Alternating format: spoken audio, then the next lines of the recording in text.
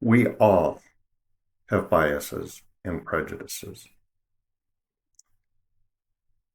They can be self-protective. They serve a purpose. It's not always inherently bad, and I'll get to that in a moment. But oftentimes, our biases do interfere with objective evaluation of the facts and the evidence, and we form opinions that are guided by bias and emotion and not informed by sound reasoning and evidence. And so I want to talk about recognizing certain kinds of bias and I talk about critical thinking regularly, how to think critically so that you can be aware of your own biases and sometimes do a little bit more introspection, self-reflection, and evaluate the evidence better. And how that pertains to the issue of the Middle East conflict and the Palestinian protests on U.S. college campuses is this. So much of the vitriol and hatred toward Jews and Israel is based on certain stereotypes, things that people have seen and heard in the context of student groups on college campuses, through peers, peer pressure. And as a consequence, they just follow the herd and go along with it without critical thinking.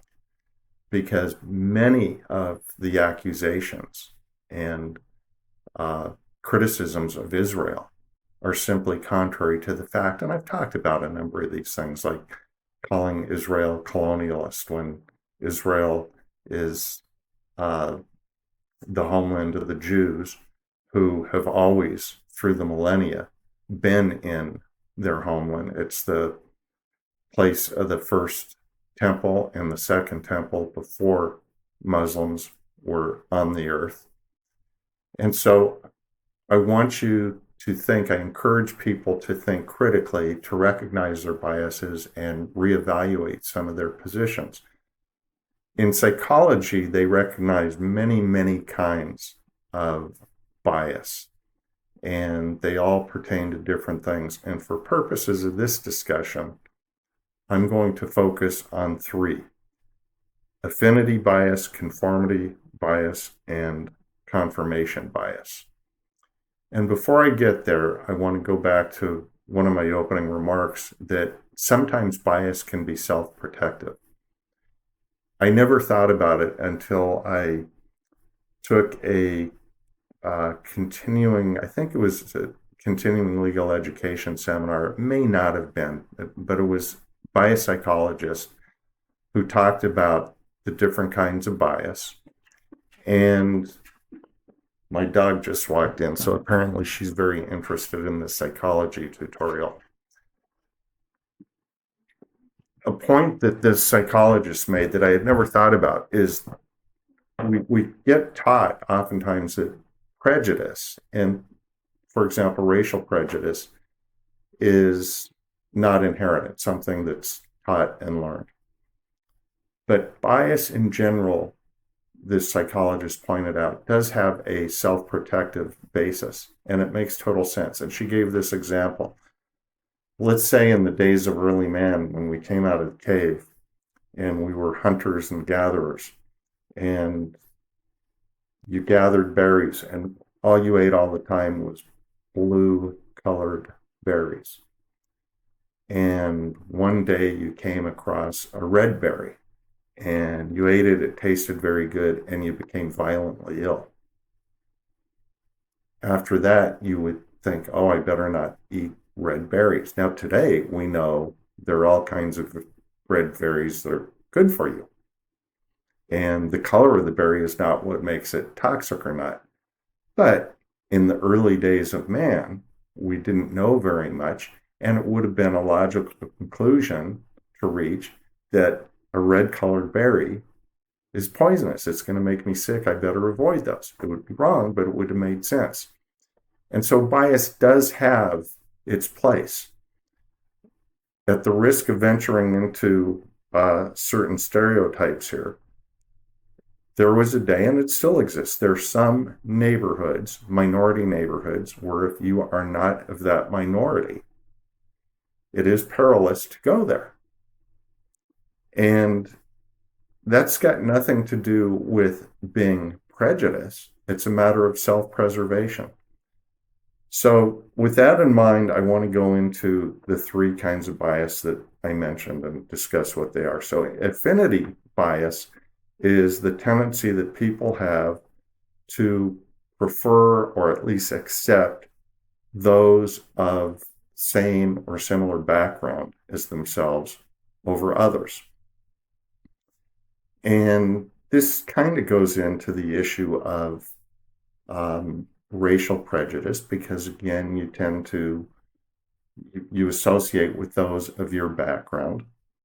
And it also goes into a phenomenon of familiarity, allowing you to better understand the differences between people individually, as opposed to putting everybody in a group.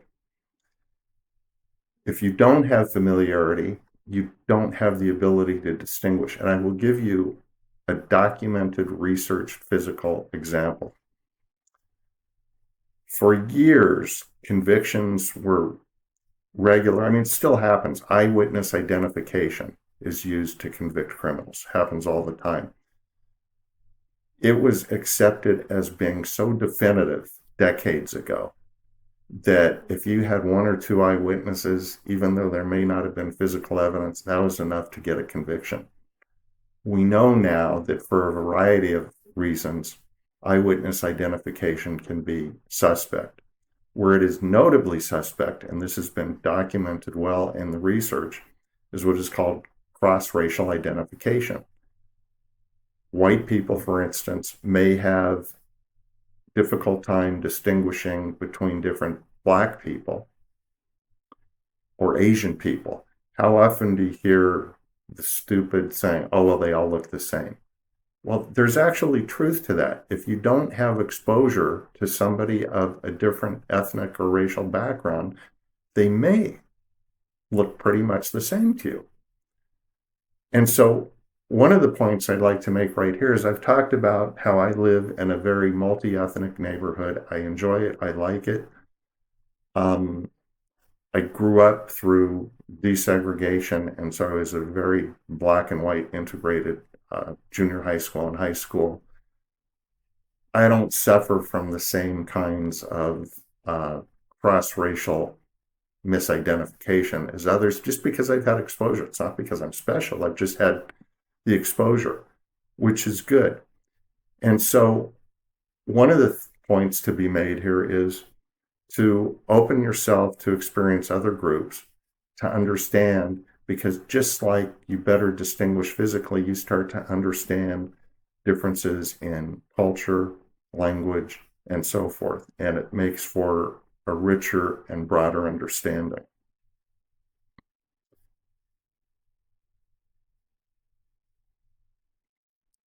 This gets into another issue, which, going back to critical thinking, is this.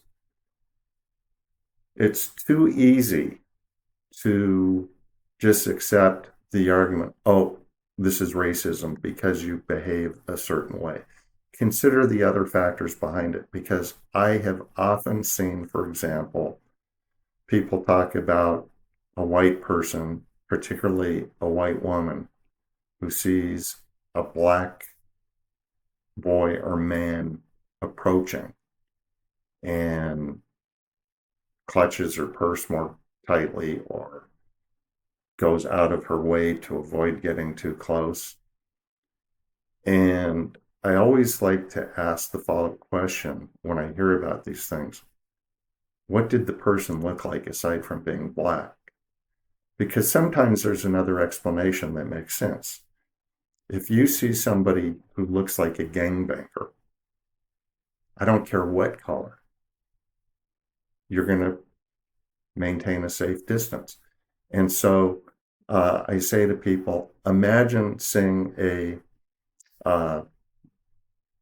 tall, good-looking Black man in a conservative business suit walking towards you.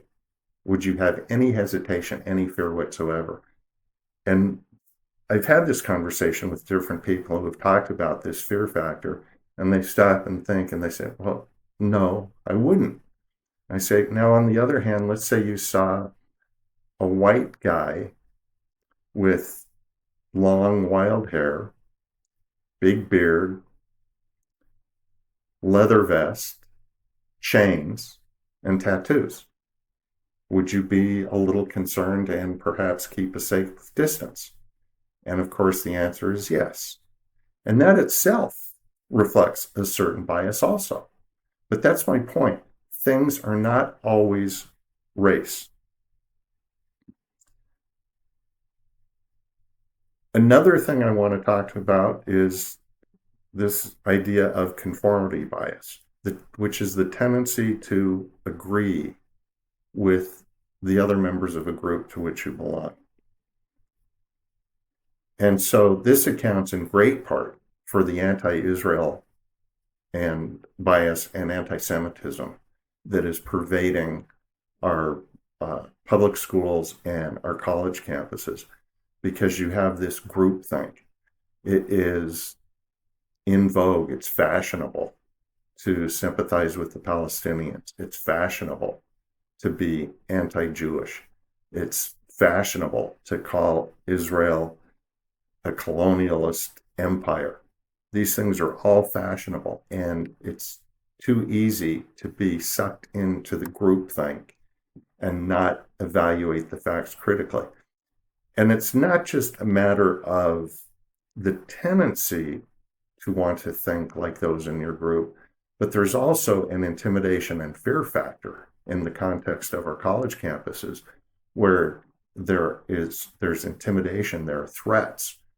And before you just go down that rabbit hole and just follow the herd, think critically, look at the evidence. Is that really where you want to be? You're going to be in college. For those of you who are students or going to be college students, that's going to be 4 years of your life. You have a whole life after that.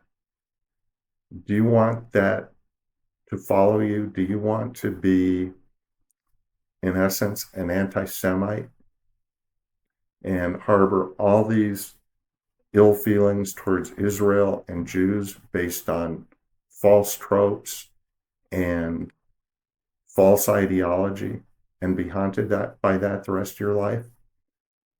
So think critically. Do your own research. As I always say, don't take my word for any of these things. Do your own research.